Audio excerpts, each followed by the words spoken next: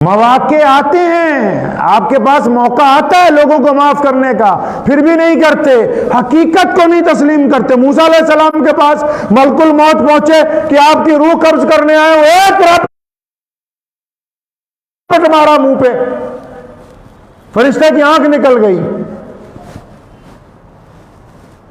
कित्थों आ गया मेरी रूह कब्ज करने लिए, भाग गया फरिश्ता वापस।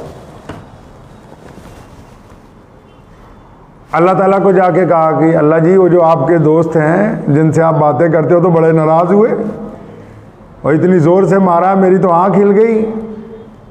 फरमाया अच्छा जाओ वापस, मूसा को जाके कहो कि वो जो घोड़ा होता है, दुम्बा, जो बड़े जानवर हैं, किसी एक की पुष्ट पे हाथ रखें और उस हाथ के नीचे जितने बाल आ जाएंगे, हर एक बाल के बदले 1000 साल की उम्र देंगे, हर एक बाल के बदले। अब अंदाजा लगा लो बाल कितने होते हैं, अगर एक हाथ ऊपर फेर दे कई 100 बाल होंगे नीचे, तो उतने साल जिंदगी और बढ़ा दी जाएगी। जब पैगाम पहुंचा, अल्लाह के नबी है ना, और फरमाया अच्छा इतनी उम्र बढ़ जाएगी, उसके बाद क्या होगा? तो फिर इसने कहा जाना तो उसके बाद भी है। फरमाया फिर इनके ऊपर हाथ फेरने की क्या जरूरत है, जब बाद में भी जाना है तो अभी जाना बेहतर नहीं है उससे ज्यादा। लोग दर हकीकत मौत को भूल बैठे। जुल्म और ज्यादती की इंतहा, नमाजों में लज्जत खत्म, इबादत के अंदर लज्जत खत्म। लोग नमाज पढ़ते हैं, इमाम की गलतियां तलाश करते हैं। नमाज पढ़ते हैं, अपने दाएं बाएं तरफ वालों को देखते रहते हैं कि इसने नमाज सही पढ़ी कि नहीं पढ़ी। अल्लाह के बंदे, तुझे यहाँ फरिश्ता बना के भेजा कि तू तय करता फिरे किसकी नमाज हो रही किसकी नहीं हो रही। कई नमाज पढ़ के पीछे को ऐसे देखेंगे भाई कौन कौन आया कौन कौन नहीं, वो तुझे रजिस्टर पकड़ा रखा है। तो इससे पूछना अल्लाह ताला ने कि हाँ अब्दुल रहीम बताना कौन कौन आया था कौन कौन नहीं आया था। जिनकी अपनी नहीं होती वो दूसरों पर निगाह रखते हैं, जिनके अपने दिल साफ नहीं, जो नमाज में नमाजियों की बुराई मांगते हो, जिनकी नमाज में ये इरादे हो कि फला आदमी का काम ना बन जाए, तो उनकी नमाज किस तरह कबूल हो सकती है? दिल जंग आलूदा हो गए हैं, जिस्म का सरदार है दिल,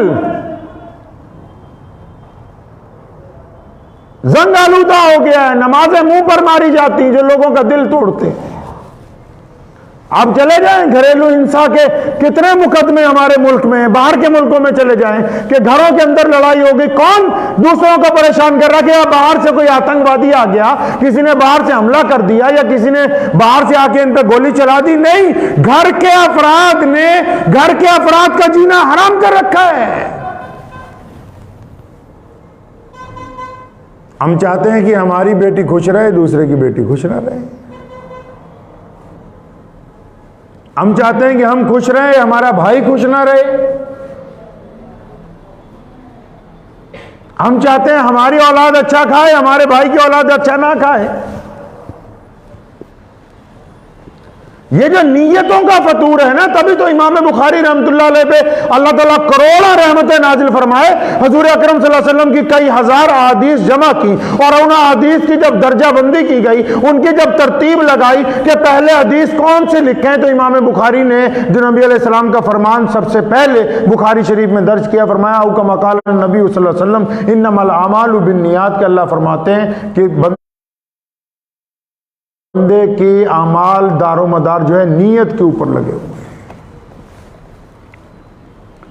नीयतें नापाक हैं, चेहरे पाक हैं, तनाइयां नापाक हैं, मजलिस आबाद है। वो वली थोड़ी है। हम धोखा दे रहे हैं, किसको धोखा दे रहे हैं? अल्लाह को धोखा दे रहे हैं? बिल्कुल नहीं, हम तो अल्लाह को धोखा दे नहीं सकते, लोगों को धोखा दे रहे हैं। अगर इनको धोखा देंगे तो हमें क्या हासिल होने वाला है? धोखा किसको दे रहे हैं हम? धोखा हम अपने आप को दे रहे हैं। डॉक्टर अगर आपको कहता है फलां चीज ना खाओ, आपके जिस्म को नुकसान होगा, तो 10 आदमी कहते हैं मत खाओ, फिर भी आप अगर छुप के खा लें तो आपने किसको धोखा दिया? अपने माँ बाप को दिया, भाई बहनों को दिया, अल्लाह को दिया? नहीं नहीं, आपने अपने आप को धोखा दिया है। आप खुद अपने आप से बदनियानती कर रहे हैं।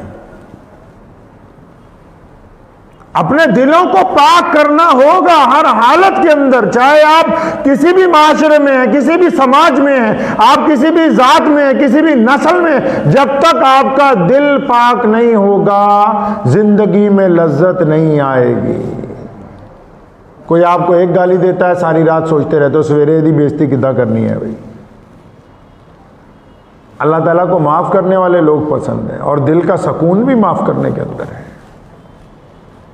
बदला लेने वाला बंदा बड़ा नहीं हो सकता, और कहां तक बदला ले सकेगा? वो बंदा वही अच्छा है जो माफ करने का मादा रखता हो। जो आदमी आपसे झुक के मिल रहा है, इसका मतलब वो कमजोर नहीं है, डरपोक नहीं है। अपनी निगाह पे जो चश्मा जहालत का लगा है, अगर उतार के देखेंगे, अगर कोई आदमी आपसे झुक के मिल रहा है, इसका मतलब उसका कद आपके कद से बहुत ज्यादा बड़ा है, उसको नीचे होके आपसे मिलना पड़ रहा है, उसका कद बड़ा है आपके कद से। तो हम अपना कद ना बुलंद करें। इंसानों में अफजल कौन है? सहाबा किराम ने बारहा नबी अलैहिस्सलाम से पूछा, या रसूलल्लाह इंसानों में अफजल कौन है? फरमाया जिसका दिल पाक है और जिसकी जुबान नरम है, वो इंसानों के अंदर अफजल है। बाद लोग गुफ्तगू करते हैं, उनका इरादा होता है सामने वाले के दिल को जला दें।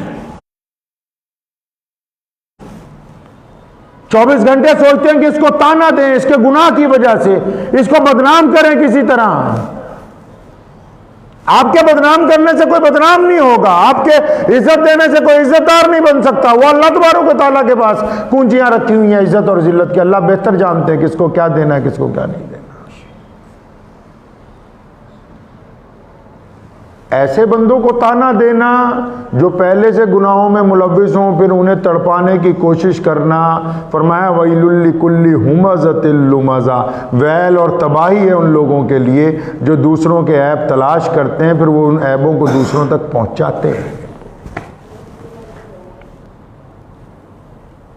ये दिलों की जो बुज़दिली है, दिलों की जो जंग आलूदगी है, इसने नमाजों में लज्जत खत्म कर दी। इसने कारोबार में दौलत तो आई, बरकत नहीं आई।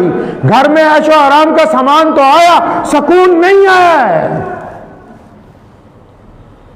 अगर आप सुकून चाहते हैं तो जाहिरी लिबास की तरह दिल का कूड़ा करकट साफ करना होगा। दिल में से चुगलियों का मादा, दिल में से बुराइयों का मादा, दिल में से गंदे इरादों का मादा, दिल में से हरामखोरी का इरादा, दिल में से दूसरों को जलील करने का, इन इरादों को निकालना होगा बाहर। नबी अलैहिस्सलाम ने सहाबा से फरमाया दरवाजे की तरफ देखो, जो अंदर आ रहा है जन्नती है। वो एक साहब आए, उनकी दाढ़ी से वजू का पानी टपक रहा था, जूते उतार के हाथ में पकड़े हुए, तब हैरान रह गया कि अच्छा ये जन्नती है।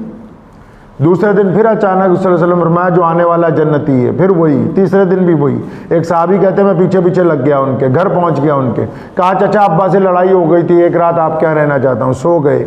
सारी रात देखा भी ये तो रात को कुछ भी नहीं इबादत करते, फजर के वक्त इत्मीनान से उठते हैं, वजू करते हैं, नमाज पढ़ते हैं, खेतों में काम करते हैं। 3 दिन रात जाने लगे, कहने लगे चचा मैं तो इसलिए चक्कर में आया था, रसूलुल्लाह ने फरमाया कि आप जन्नती हैं, लेकिन तुम काम ऐसा कौन सा करते हो? 5 नमाजें वक्त पर पढ़ते हो, खेती करते हो, काम करते हो, मस्जिद नबी में जाते हो, तो रात को तो तुम कोई बैठ के अल्लाह अल्लाह नहीं करते, जन्नती कैसे बन गए?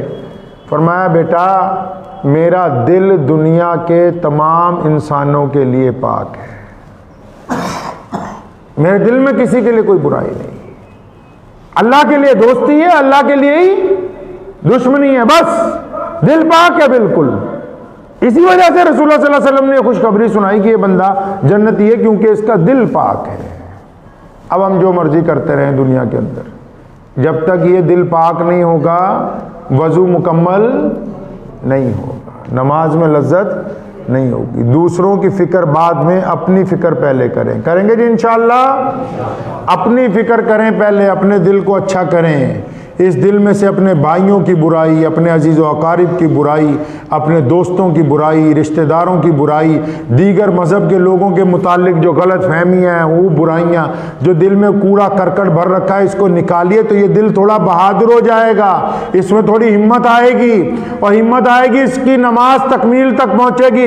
जब अच्छी नमाज पढ़ेगा तब ये सच बोलेगा, और फिर ये सच गरीबों को गाली देने के लिए नहीं बोलेगा, फिर ये वक्त के हुक्मरानों का गिरबान पकड़ेगा। ये बुज़दिली भी तो इसलिए ना क्योंकि दिल कमजोर है, हक बात भी तो इसलिए नहीं निकल रही कि दिल के अंदर दोगलापन है। ये लोगों के सामने नमाजी है, घर के अंदर नमाजी नहीं है, लोगों के दरमियान दयानतदार है, घर के अंदर दयानतदार नहीं है। लोगों की मजलिस में ये अल्लाह वाला है, तन्हाई की मजलिस में ये नापाक काम करता है। इसकी जब तक ज़ाहिरी और बातनी सूरत एक जैसी नहीं हो जाएगी तब तक अल्लाह की मदद नहीं आ सकती।